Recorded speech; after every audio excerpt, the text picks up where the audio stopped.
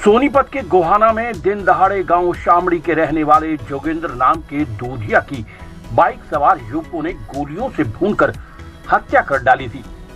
इस हत्याकांड की लाइव तस्वीरें भी सामने आई हैं। हालांकि सोनीपत क्राइम ब्रांच गोहाना ने इस मामले में हिसार के दो युवक कुलबीर लोकेश के साथ गांव शामड़ी के रहने वाले आर्यन को गिरफ्तार किया है। पुलिस पूछताछ में खुलासा हुआ है कि जोगेंद्र के बेटे अंकुश ने साल 2020 में गांव के रविंद्र नाम के युवक की हत्या की थी और उसी हत्याकांड का बदला लेने के लिए इस वारदात को अंजाम दिया गया है। आप जो ये तस्वीरें देख रहे हो, हम आपको ब्लर करके इसको दिखा रहे हैं ताकि आप इस हत्याकांड को देखकर विचलित ना हो जाओ। आपको बता दें कि दिन दहाड़े सोनीपत के गांव सैनीपुरा के पास 3 युवकों ने जोगेंद्र नाम के दूधिया की गोली से भूनकर हत्या कर दी थी और ये तस्वीरें उसी हत्याकांड की हैं। हालांकि पुलिस ने इस मामले में 3 युवकों को धर दबोचा है, जिसमें 2 युवक हिसार के रहने वाले कुलबीर और लोकेश हैं और तीसरा युवक आर्यन निवासी गांव शामली का है। ये बताया जा रहा है कि जोगेंद्र के बेटे अंकुश ने साल 2020 में गांव के रविंद्र नाम के युवक की हत्या की थी और उसी हत्याकांड का बदला लेने के लिए इस वारदात को अंजाम दिया गया। देखिए, ये जयपाल उर्फ जोगिंदर है, शामड़ी गांव का सदर थाने में हमारे गांव आता है, वहां का रहने वाला है। इसके बेटे अंकुश के द्वारा जो है 2020 में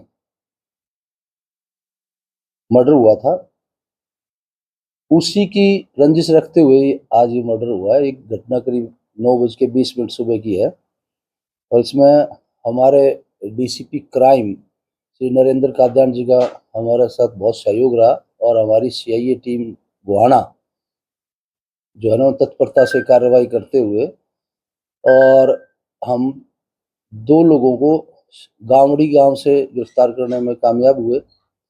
एक जो गांव उमरा सुल्तानपुर हांसी में पड़ता है, सदर में गांव, एक उमरा से हम उसको गिरफ्तार करने में कामयाब हुए।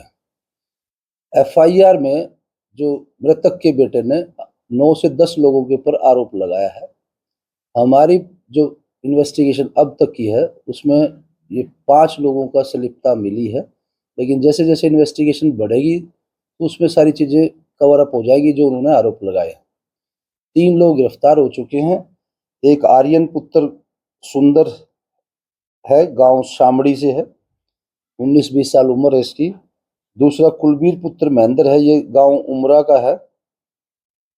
और तीसरा है लोकेश पुत्र राकेश, गांव थुराड़ा, ये भी हांसी में पड़ता है। तो जो ये 2 लोग हैं आर्यन और कुलबीर, ये हमने गामड़ी से इनको गिरफ्तार किया है खेतों से, और जो ये लोकेश है इसको गांव थुराड़ा हांसी से गिरफ्तार करके लेके आए हैं। तो इनके पास जो था ये एक 315 बोर का पिस्तौल और 2 राउंड जिंदा वो भी रिकवर हुए हैं।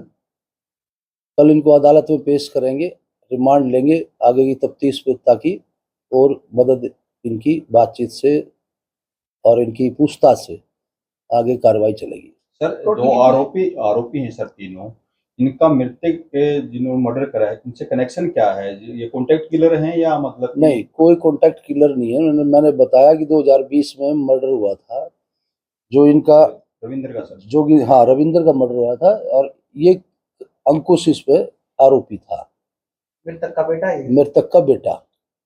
तो अब उसी रंजिश को रखते हुए इसने देवेंद्र जो लड़का है उसने ये और उसके 4-5 साथियों ने मिलकर ये अंजाम दिया है। तो ये देवेंद्र कौन है सर? ये रेकी के लिए वही मैं कह रहा हूँ, इन्वेस्टिगेशन का पार्ट अभी स्टार्ट हुआ है।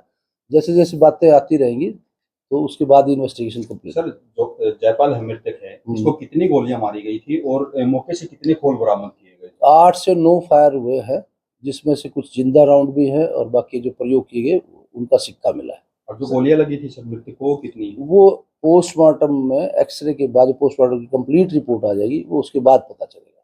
सर, ये देवेंद्र जो है ये कौन है सर और इसने क्यों चलवाई सब?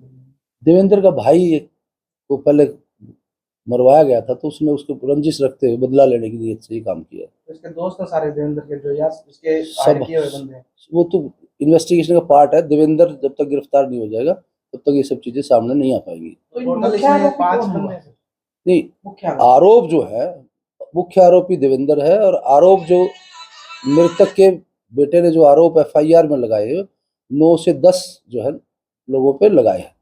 तो इन्वेस्टिगेशन में जो चीजें आएंगी उसके बाद खुलासा हो जाएगा। ठीक है सर 6 घंटे में ये पुलिस ने पूरा मामला केस सोल्व कर लिया है। पूरी टीम कितनी लगाई गई, इसमें टीम कितनी लगाई गई थी?